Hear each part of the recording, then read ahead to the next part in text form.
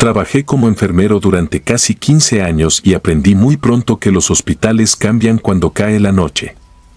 No hablo solamente del silencio ni de los pasillos vacíos. Hay algo distinto después de las 2 de la mañana, cuando las visitas se han marchado, las luces permanecen a media intensidad y el sonido de un monitor puede escucharse desde el otro extremo de un piso.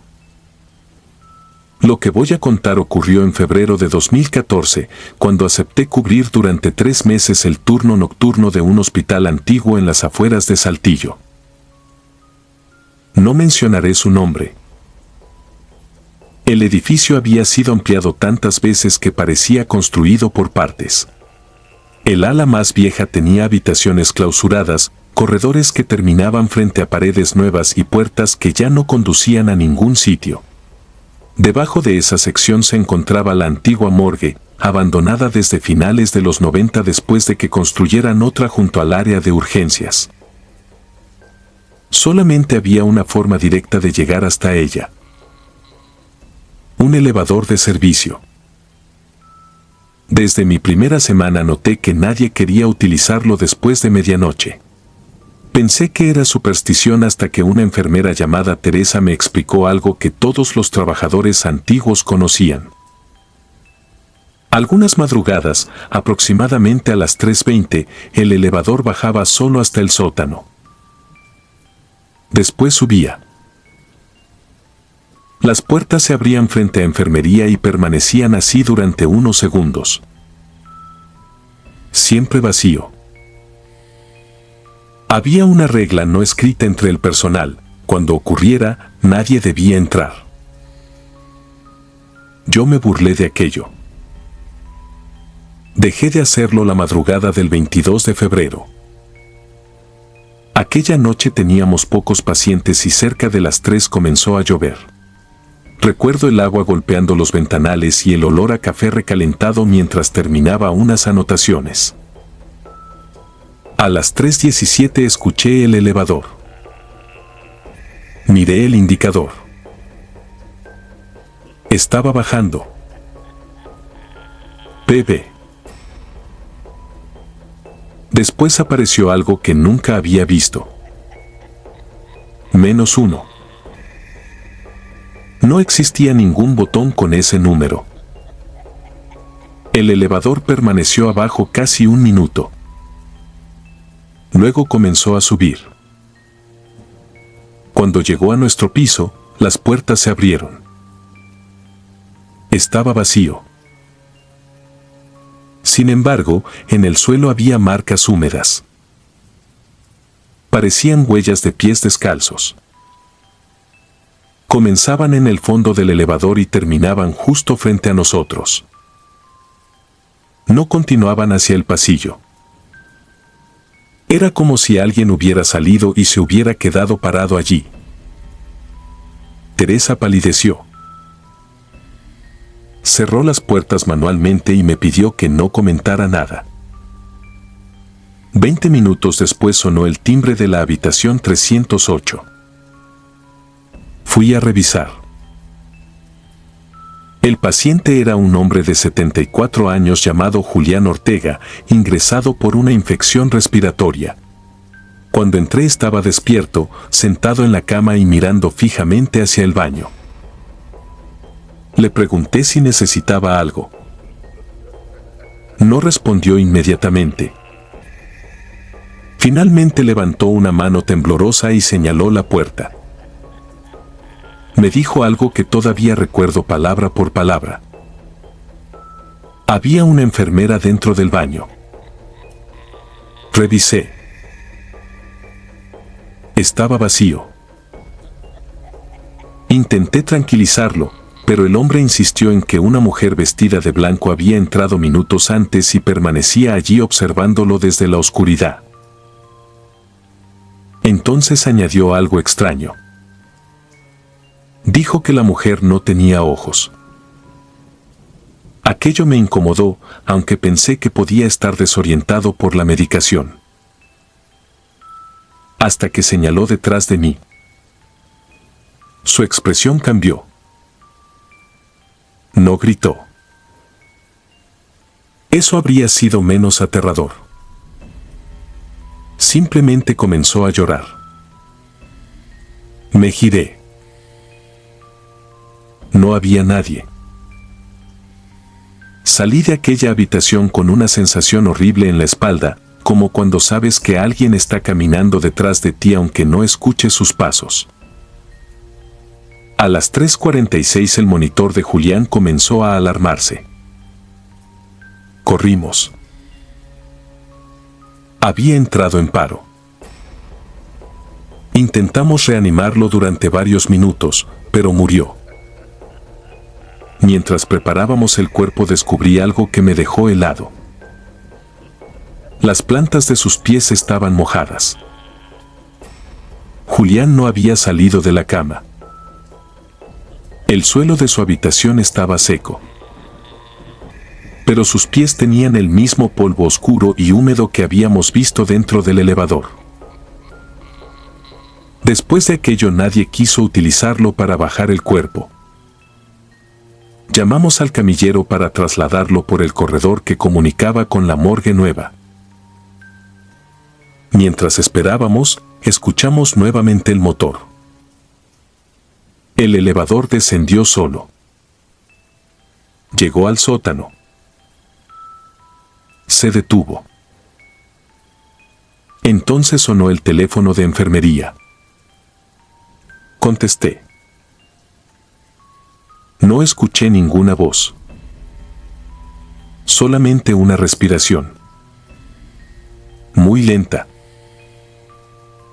Después escuché ruedas metálicas desplazándose sobre un piso. Una camilla. El sonido se acercó hasta quedar prácticamente pegado al teléfono. Y alguien susurró mi nombre. Colgué. Teresa me miró aterrada. Antes de que pudiera decirle nada, las puertas del elevador se abrieron. Esta vez no estaba vacío. Había una camilla dentro. Era antigua, oxidada y estaba cubierta con una sábana blanca. Debajo de ella se distinguía perfectamente la forma de un cuerpo. Nadie se movió. El olor llegó unos segundos después.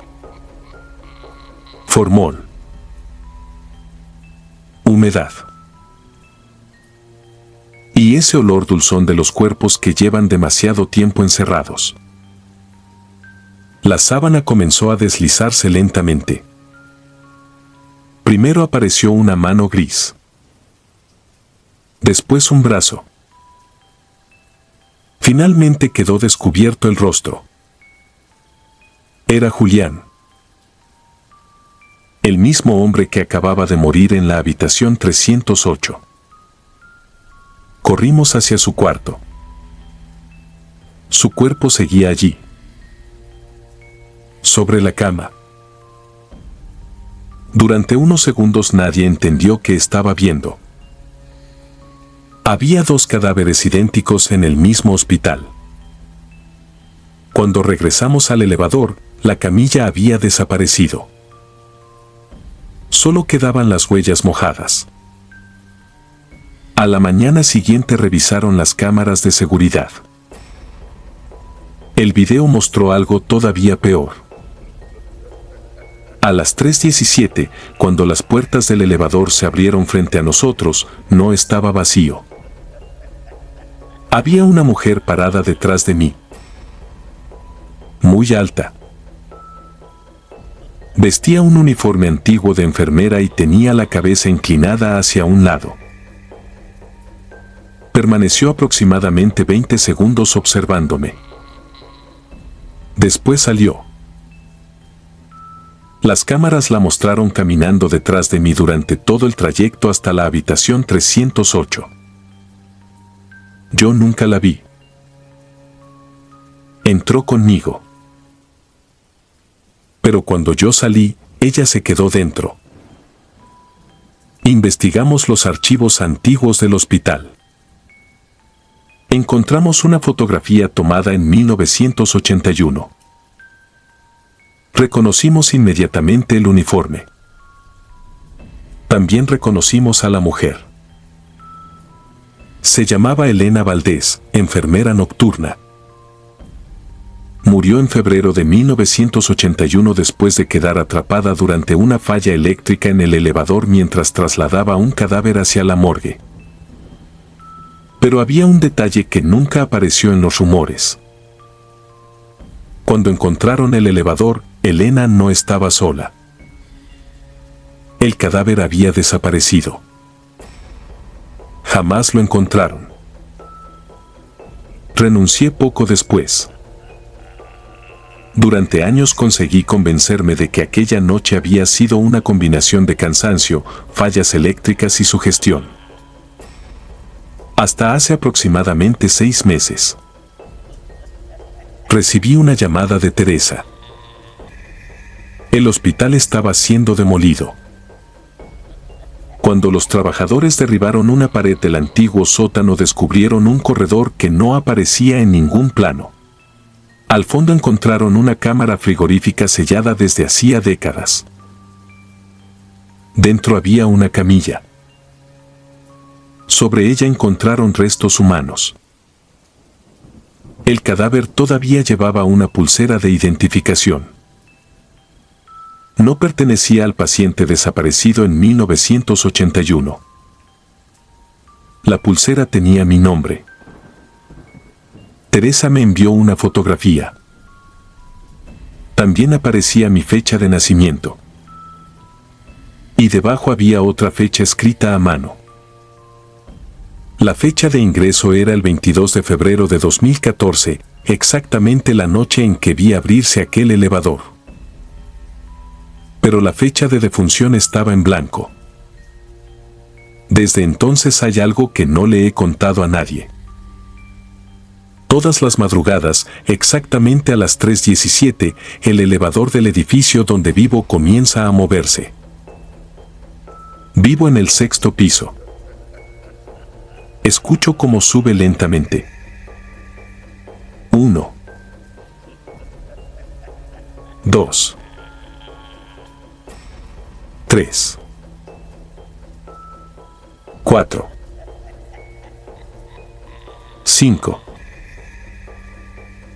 Hasta detenerse frente a mi departamento. Nunca salgo a mirar. No necesito hacerlo. Porque después de que las puertas se abren, escucho unas ruedas metálicas avanzando por el pasillo. Se detienen frente a mi puerta.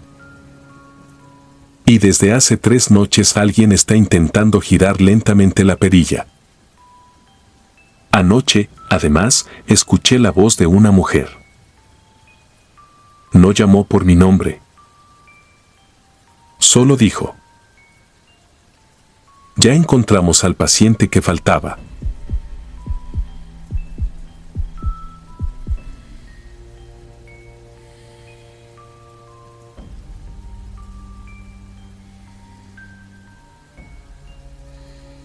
No soy creyente, ni de santos ni de fantasmas, soy ingeniero biomédico y mis supersticiones caben en un manual de servicio. En 2017 acepté cubrir noches en el Hospital Comunitario de San Ignacio, en la Sierra de Sinaloa. El edificio, de 2 plantas y un sótano húmedo, era una mezcla de pasillos recién pintados con lámparas LED y rincones viejos donde la humedad levantaba burbujas en la pared.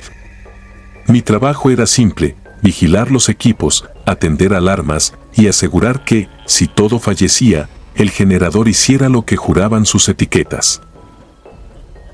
A la 1:55 de la mañana del 12 de agosto, el hospital se apagó como un animal que deja de respirar. No hubo transición, solo la caída de un telón. El UPS del quirófano debería haber rellenado el hueco, pero su pitido murió en seco. Lo que me golpeó no fue la oscuridad, fue el silencio. El temporal que venía del arroyo, fuerte y necio desde la tarde, pareció contener la respiración junto con nosotros. Luego llegó el frío, un frío que avanzó desde el sótano como si lo empujara a alguien, helando las barandas, el metal de las puertas, la parte interna de los dientes. Me moví por inercia hasta el cuarto eléctrico. El generador Perkins tenía gasoil, la batería estaba nueva, los indicadores perfectos la tarde anterior. Giré la llave, nada. En el pasillo, la luz de emergencia parpadeó una sola vez, como un ojo que se arrepiente de abrirse. Pasaron segundos largos, a los 2 minutos, la planta finalmente arrancó.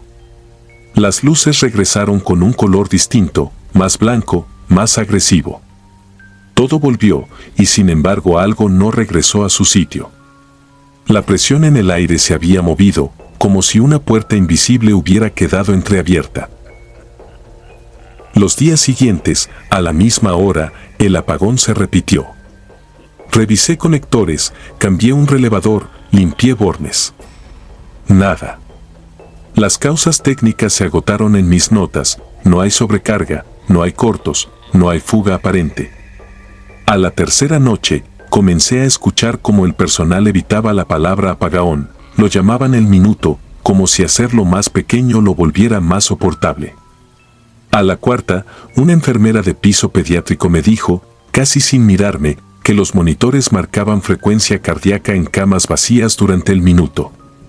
Son sombras, murmuró. Le anoté el número de serie del monitor y le hablé del ruido eléctrico que se cuela cuando la planta entra. Ella no insistió. En una guardia sin pacientes nuevos, me quedé en los pasillos con una libreta y un reloj de aguja que me regaló un anestesiólogo. Quería tener una referencia que no dependiera de la corriente. Quise imponerle método al miedo, medirlo con números. A la 1:55, el minutero osciló hacia atrás medio milímetro, juraría que el muelle interno contrajo un sollozo. El apagón fue total. En medio de esa oscuridad supe que no estaba solo. No escuché pasos, escuché la ausencia de mis propios pasos, como si alguien hubiera decidido caminarlos por mí desde otro lado del pasillo. El frío pasó por mi espalda como una mano húmeda. La planta arrancó más tarde que nunca. Cuando la luz volvió, la marca del reloj se había detenido exactamente en el trazo rojo de las 1:55. A la mañana siguiente, bajé al archivo del sótano. En el tiempo libre, el guardia me dejaba la llave porque yo le cambiaba las pilas a la radio. Abrí cajas de cartón donde anidaban fichas clínicas viejas. Buscaba patrones, accidentes de subestación, auditorías, cualquier cosa. En una carpeta amarilla, sin lomo, encontré un parte de incidentes de 2009. La tinta había comido el papel. Decía que una tormenta severa anegó el área de urgencias y que, en medio de la evacuación, el ascensor quedó preso entre planta baja y sótano con un camillero adentro, un hombre apellidado Lara. Sobrevivió horas con una pierna atrapada y murió durante la falla de las 1:55. El generador, recién instalado, no entró a tiempo. No hubo culpables. El caso quedó en falla fortuita durante eventos extraordinarios. De su nombre, solo una firma inclinada con tinta barata, Lara, turno nocturno. Desde entonces, el ascensor, ese viejo Otis con reflejos de época, se volvió un objeto con peso propio en mis noches. Yo evitaba subir en él cerca de la hora. Las cámaras del pasillo se pixelaban durante el minuto. Cuando revisaba la grabación, veía la superficie del elevador con una suciedad que no estaba durante el día, como un empaño de respiración humana. En una ocasión, a las 1:54:40, la lámpara del techo vibró sin viento. La puerta del ascensor hizo clic y se abrió 2 centímetros, como si una uña la empujara desde dentro, y el aire que salió olía a metal antiguo y a ropa mojada. Yo necesitaba que todo tuviera arreglo. Preparé una prueba, desconecté el sensor de carga del generador y dejé una resistencia en su lugar para obligarlo a arrancar aun si el ATS dudaba. Coloqué un termómetro de alcohol en el vestíbulo, pegué una tirilla al conducto de ventilación para ver corrientes de aire y, contra mis costumbres, dejé una veladora encendida en una charola de acero, protegida, para ver cómo se comportaba una llama de verdad durante el apagón. A la 1:54:50, el termómetro bajó 2 grados en una exhalación.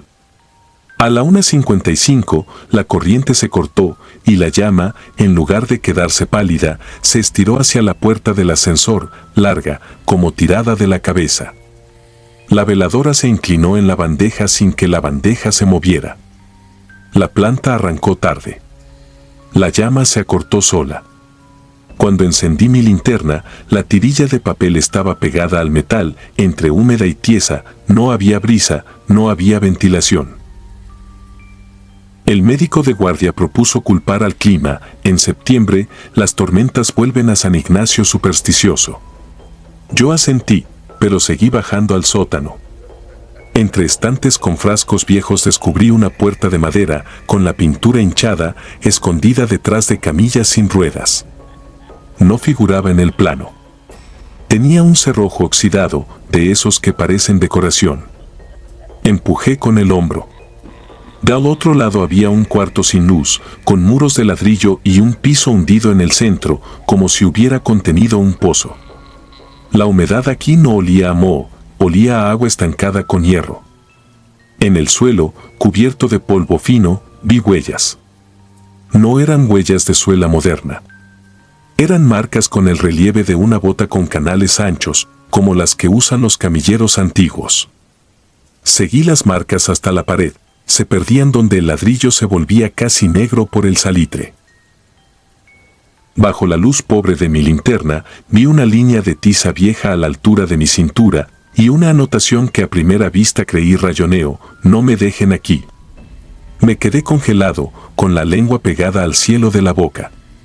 No era un mensaje fresco, era una frase que alguien garabateó con la humedad y el miedo secándose encima. Toqué el muro. Estaba más frío que los demás y vibraba, una vibración mínima, como si detrás respirara una maquinaria del siglo pasado. Esa noche, la hora llegó y decidió quedarse. La 1:55 se instaló como un huésped. El silencio ocupó los timbres, las bombas, el latido monótono de las máquinas. La planta no encendió. En algún punto, el ascensor subió sin energía. Lo supe porque el cable chirrió con esa voz de metal que tienen los cables cuando arrastran más peso del debido. Mi linterna falló durante un parpadeo y, en ese breve apagón dentro del apagón, supe que ya no era un solo alguien quien respiraba a mi espalda. Eran varios, o era una sola presencia con demasiadas manos. No corrí. Caminé hacia el lobby con la obstinación del que no piensa ceder ni al miedo ni al desgaste de un equipo viejo. En el cristal, me vi borroso, porque del otro lado, sobre la superficie interna, había condensación, como si alguien hubiera estado ahí, muy cerca, exhalando. En el reflejo, detrás de mi hombro, la silueta de un hombre con bata de camillero estaba de pie, con un chaleco fluorescente que tenía una banda rota. No giré. Cuando la planta por fin arrancó, la imagen desapareció como si nunca hubiera pertenecido al vidrio. Las semanas siguientes me dediqué a cosas simples: cambiar filtros, corregir alarmas de equipos que, a las 1:55, aprendieron a escuchar voces falsas. Un monitor neonatal comenzó a graficar saturaciones en 76% sin paciente. Lo abrí, le cambié módulo y seguía haciéndolo, pero solo durante el minuto. En rayos X, el reloj de pared se atrasaba siempre 2 minutos y luego se recuperaba solo. En la morgue, un cuarto breve con 2 gavetas y un refrigerador que se atrancaba, encontré hielo en la rejilla superior con formas que parecían pisadas pequeñas. Me negué a verlas como eso y les pasé calor con una pistola de aire, anotando que se trataba de condensación irregular, nada más. La historia de Lara se volvió un rumor que nadie contaba. Yo, que la conocía por papel, la cargaba como una batería extra. A veces subía por las escaleras y, con rabia, golpeaba con la palma la placa fría del ascensor, como si el metal tuviera la culpa de lo que los hombres dejamos morir. Nadie respondió nunca. A veces, sin embargo, mientras inspeccionaba el cuarto eléctrico, escuchaba, no un quejido, sino una frase deshilachada, quedándose sin aire, que subía por el hueco como humo: no me dejen, el turno no termina. No eran palabras que se oyeran, Eran palabras que el cuerpo recordaba haber oído. He considerado renunciar. He elaborado cartas, he llenado formularios, he mirado vacíos los pasillos y he pensado en el lujo de dormir como otros. Pero también hay noches sin apagones, noches en que la 1:55 pasa sin que el reloj tiemble y todo parece resuelto. Son las peores, porque me hacen creer que la lógica recuperó su sitio. Al día siguiente, a la misma hora, la planta vuelve a dudar, el frío vuelve a las barandas y alguien respira en el vidrio. Si escribo esto es para dejar constancia de que hice lo que estaba a mi alcance. Anoté voltajes, cambié baterías, agregué tierra física donde faltaba, sellé fisuras por donde subía humedad. Hablé con administración, con el proveedor del generador, con quien firma sin mirar. Todo continúa igual. El hospital funciona, la gente sana, los niños nacen y lloran como debe ser, y sin embargo, a las 1:55, un turno ajeno baja del ascensor y camina 10 pasos en silencio, como contándose, como asegurándose de que sigue, como si buscara aún la mano que no le dimos a tiempo. No sé si esto termine alguna vez. Lo único certero es que, cuando el minutero toca el trazo rojo, el aire baja 2 grados, el ruido de las máquinas se retira un paso y la puerta del ascensor cede 2 centímetros. Nadie la empuja. O tal vez todos lo hacemos, un poco, cada noche, por costumbre. Yo solo sostengo la respiración y espero. Cada madrugada, el turno muerto pasa lista y en su silencio, yo también respondo. Suscribirte y darle like ayuda mucho a este canal. Si ya has escuchado mi contenido antes, te ha gustado y estás disfrutando lo que escuchas en este sector, te agradeceré que presiones el botón de suscribirse. Sin más interrupciones, continuamos.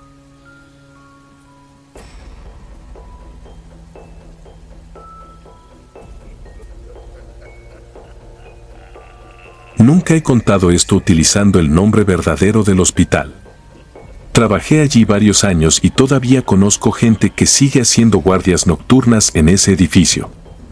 Solo diré que ocurrió en 2017 en un hospital público de Guadalajara, cuando yo llevaba casi 9 años trabajando como enfermero.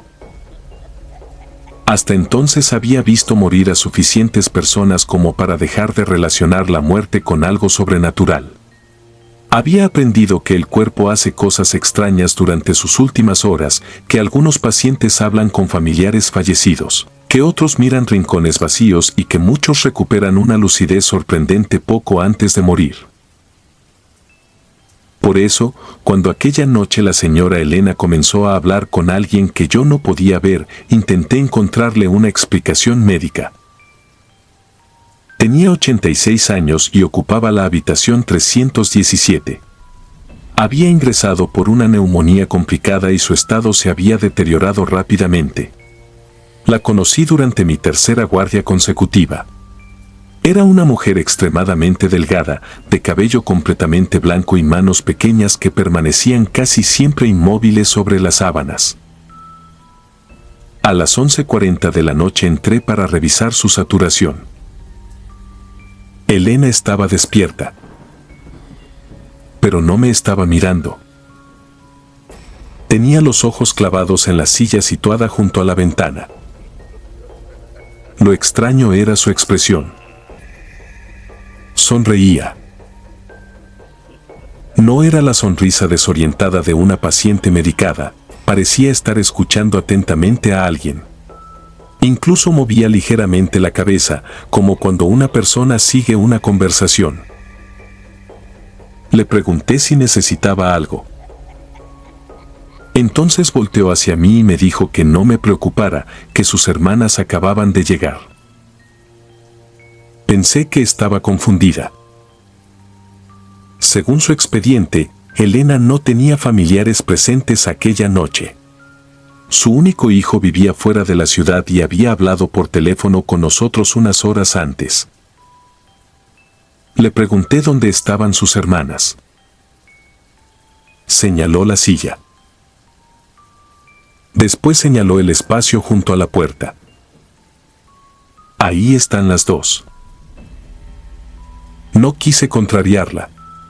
Revisé sus signos vitales, acomodé la sábana y salí. Lo inquietante ocurrió 20 minutos después. Desde la estación de enfermería podíamos observar algunas habitaciones mediante cámaras instaladas para pacientes con riesgo de caída. Mientras llenaba unos registros, escuché a una compañera preguntarme quién había entrado con Elena. Miré la pantalla. La habitación 317 parecía vacía excepto por la paciente.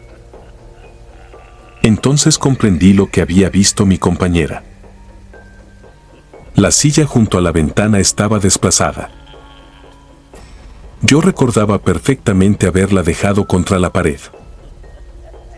Ahora estaba junto a la cama. Pensamos que Elena podía haberla movido, aunque físicamente resultaba prácticamente imposible. Apenas podía incorporarse sin ayuda. Fuimos a revisar.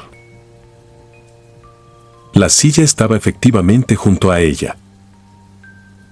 Elena dormía.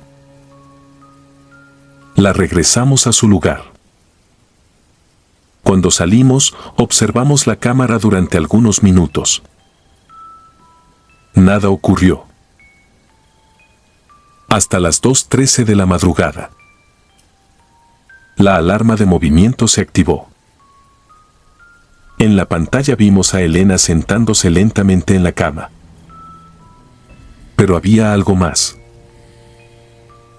La silla estaba nuevamente junto a ella. Ninguno de nosotros la había movido. Entramos inmediatamente.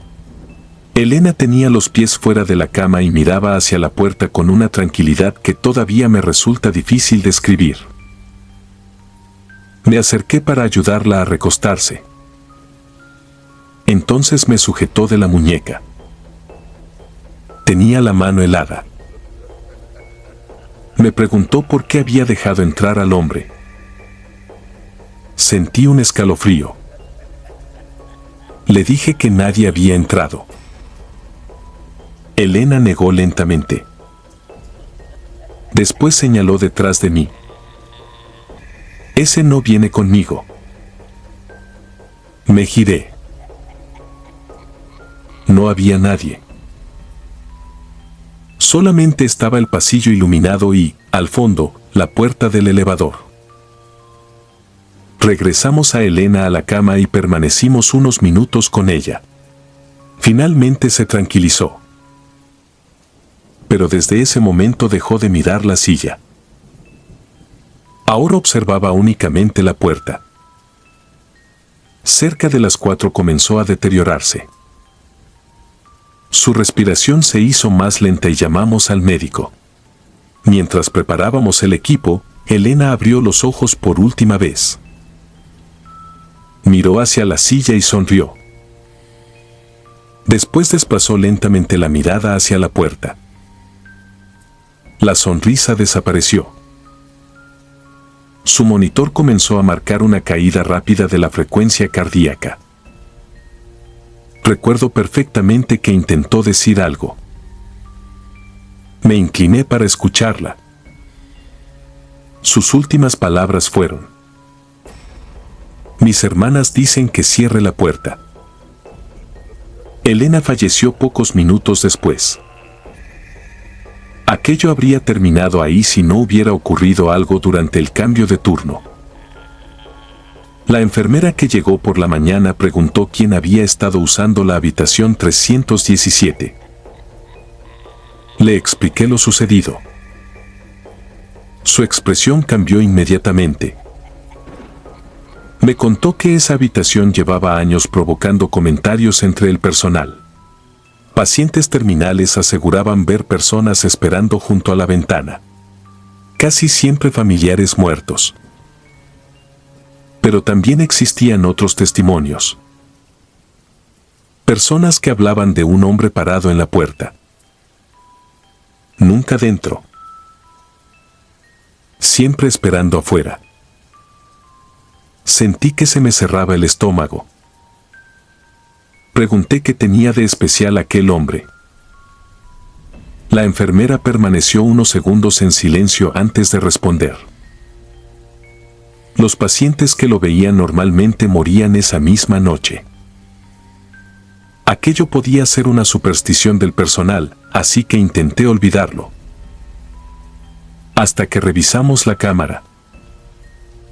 Buscábamos comprobar cómo había terminado la silla junto a la cama. Encontramos el momento exacto.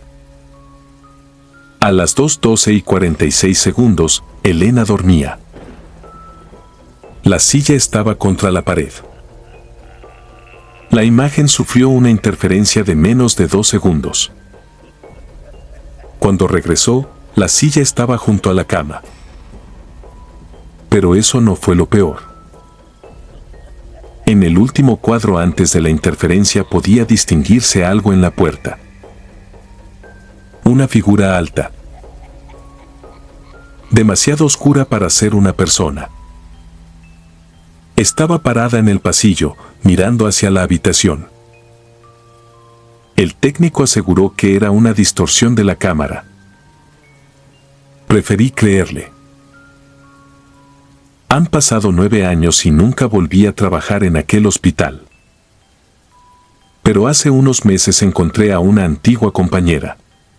Hablamos de nuestros años trabajando juntos y, antes de despedirnos, cometí el error de preguntarle por la habitación 317. Me dijo que seguía utilizándose. Después añadió algo que me dejó helado. Un paciente había muerto allí la semana anterior. Horas antes comenzó a decir que 2 mujeres desconocidas estaban sentadas junto a su cama. Las describió como 2 ancianas de cabello blanco. Una permanecía junto a la ventana. La otra estaba junto a la puerta. El hombre aseguraba que ambas parecían aterradas. Decían que alguien estaba esperando afuera. Mi compañera revisó la cámara. No encontró ningún hombre. Solamente vio algo que hasta hoy ninguno de los técnicos ha podido explicar. Durante aproximadamente 7 minutos, la puerta de la habitación permaneció abierta. Y en todo ese tiempo, una mano extremadamente pálida permaneció sujetando el marco desde el lado del pasillo. Lo verdaderamente inquietante es que nadie entró. Nadie salió. Y cuando revisaron las cámaras del corredor, descubrieron algo todavía peor. Desde ese ángulo, la puerta de la habitación 317 jamás estuvo abierta. Permaneció cerrada toda la noche. Desde entonces entiendo algo que Elena intentó decirme antes de morir. Sus hermanas no habían ido al hospital para llevársela. Habían ido para impedir que aquello que esperaba en el pasillo entrara primero.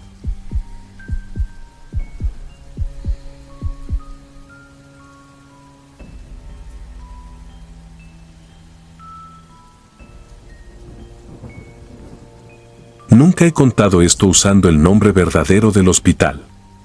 No porque haya firmado algún documento de confidencialidad, sino porque todavía trabajo en el sector salud y sé perfectamente cómo suenan estas historias cuando se cuentan fuera de una guardia nocturna.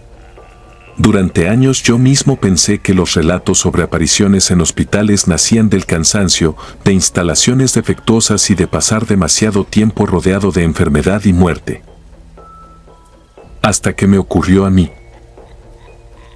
Fue en 2018, cuando trabajaba como enfermero nocturno en un hospital privado de Guadalajara. El edificio había sido construido a finales de los 70 y remodelado tantas veces que algunas partes parecían pertenecer a hospitales distintos. Había pasillos nuevos, iluminados y modernos, pero detrás de ciertas puertas todavía sobrevivían corredores estrechos con azulejos amarillentos, tuberías expuestas y habitaciones que ya no figuraban en los planos actuales. Entre nosotros existía una historia acerca del cuarto 614. Según los empleados antiguos, décadas atrás aquel sector había tenido algunas camas destinadas a pacientes infantiles, algo parecido a la antigua sala pediátrica mencionada en historias que circulaban entre el personal. Después de una remodelación, el área quedó destinada exclusivamente a adultos y el 614 terminó convertido en una pequeña bodega. La historia decía que, algunas madrugadas, el timbre del 614 se activaba. Yo nunca le di importancia. Hasta la noche del 17 de noviembre. Eran aproximadamente las 2:40 cuando apareció la llamada en el tablero de enfermería. 614. Pensé que sería un falso contacto. Fui hasta el extremo del corredor, abrí la puerta y encontré exactamente lo esperado: cajas con material quirúrgico, una camilla desmontada y 2 sillas cubiertas con plástico. Apagué el llamado desde el antiguo botón de la pared. Cuando regresé a la estación, volvió a encenderse. Esta vez sentí cierta incomodidad porque estaba seguro de haber desactivado el sistema. Regresé acompañado de Karina, una auxiliar que llevaba casi 20 años trabajando allí. Antes de abrir la puerta me preguntó si había escuchado llorar. Le dije que no. Entonces abrió. El cuarto estaba vacío, pero sobre una de las cajas encontramos algo que ninguno de los dos recordaba haber visto minutos antes. Una pulsera hospitalaria infantil. Estaba amarillenta y endurecida por los años. El nombre apenas podía leerse. Mariana R., 7 años. Karina dejó la pulsera donde estaba y salió sin decir nada. Yo cometí el error de llevármela. Quería entregarla a administración al amanecer porque pensé que probablemente pertenecía a algún archivo viejo. Me la guardé en el bolsillo del uniforme y regresé a trabajar. A partir de ese momento comenzó todo. Primero fueron los pasos. Sonaban detrás de mí cada vez que atravesaba el corredor, pequeños y rápidos, como los de un niño caminando descalzo. Cuando me detenía, también se detenían. Después comenzaron los timbres. A las 3:26 recibimos otro llamado, pero esta vez apareció algo imposible en el sistema. Paciente, Mariana R. Sentí que se me helaban las manos. Nuestro sistema informático había sido instalado apenas 4 años antes. Aquella pulsera parecía tener décadas. Revisé el registro. No existía ninguna Mariana hospitalizada esa noche. Entonces escuchamos un golpe dentro del 614. Karina se negó a acompañarme, así que fui solo. Todavía recuerdo abrir aquella puerta y sentir un olor intenso a alcohol, medicamento viejo y humedad. Encendí la luz. Las cajas seguían allí. La camilla también. Pero una de las sillas ya no estaba contra la pared. Estaba colocada frente a la puerta. Como si alguien hubiera estado sentado esperándome.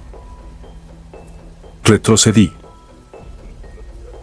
Entonces escuché una respiración debajo de la camilla. No era un llanto ni un gemido. Era una respiración infantil, lenta y congestionada. Me agaché apenas lo suficiente para mirar. Había 2 pies pequeños detrás de las cajas. Descalzos. Pálidos. No esperé a descubrir a quién pertenecían. Salí, cerré la puerta y regresé prácticamente corriendo a enfermería. Karina me vio la cara y comprendió que había ocurrido algo. Fue entonces cuando recordó la pulsera. Metí la mano en mi bolsillo. Ya no estaba. A las 4:03 el timbre del 614 dejó de sonar. Pensamos que había terminado. Hasta que escuchamos el ascensor. Las puertas se abrieron frente a nosotros. Dentro no había nadie. Sin embargo, el panel marcaba que había bajado desde el 7º piso. Nuestro hospital tenía 6. Ninguno habló. Las puertas comenzaron a cerrarse, pero antes de hacerlo escuché claramente una voz infantil proveniente del interior. Dijo mi nombre. No mi apellido. Mi nombre. Retrocedí mientras las puertas se cerraban. Aquella mañana pedí revisar los archivos antiguos. Tardamos varios días en encontrar algo porque muchos documentos todavía no estaban digitalizados. Encontramos a Mariana. Había ingresado en febrero de 1983 con una infección respiratoria severa. Murió durante la madrugada después de sufrir un paro cardiorrespiratorio. Tenía 7 años. Pero eso no fue lo que hizo que renunciara al turno nocturno. Fue el número de habitación registrado en su expediente. Mariana nunca estuvo en el 614. Murió en el 714. Pregunté cómo podía existir esa habitación si el edificio solo tenía 6 pisos. Un empleado jubilado de mantenimiento terminó explicándomelo. Antes de una remodelación realizada después de un incendio en 1986, el hospital sí había tenido un pequeño 7º nivel. El daño estructural obligó a clausurarlo y posteriormente fue encerrado detrás de muros durante las obras. Técnicamente seguía existiendo una parte del piso, pero no había acceso público. Recordé inmediatamente el ascensor. Solicité las grabaciones de aquella madrugada. En el video se me veía esperando frente al elevador a las 4:03. Las puertas se abrían. Yo retrocedía aterrorizado. Pero había algo que yo no recordaba. Dentro del ascensor aparecía una niña. Estaba de espaldas a la cámara, con una bata demasiado grande y los pies descalzos. Y mientras las puertas comenzaban a cerrarse, levantaba lentamente una mano. En su muñeca llevaba la pulsera que yo había guardado en mi bolsillo. Renuncié al turno nocturno esa misma semana. Han pasado 8 años. Podría convencerme de que aquello tuvo alguna explicación, una falla informática, una broma elaborada, cansancio, sugestión. Excepto por una cosa. Hace 3 meses recibí una llamada de Karina. Durante unas reparaciones encontraron una puerta metálica tapiada detrás de un muro del 6º piso. Daba acceso a una escalera que subía hacia lo que quedaba del antiguo 7º nivel. Los trabajadores encontraron camas oxidadas, expedientes destruidos y varias habitaciones abandonadas. Una todavía conservaba el número en la puerta. 714. Sobre la cama había una pulsera hospitalaria amarillenta. Pero ya no decía Mariana. Tenía impreso mi nombre completo. Y debajo aparecía una fecha. 17 de noviembre de 2026. Desde entonces duermo con el teléfono apagado. Porque faltan menos de 3 meses. Y desde hace 4 noches, exactamente a las 4:03 de la madrugada, el ascensor de mi edificio se detiene solo en mi piso. Yo vivo en el 7º. Y anoche, por primera vez, alguien salió de él.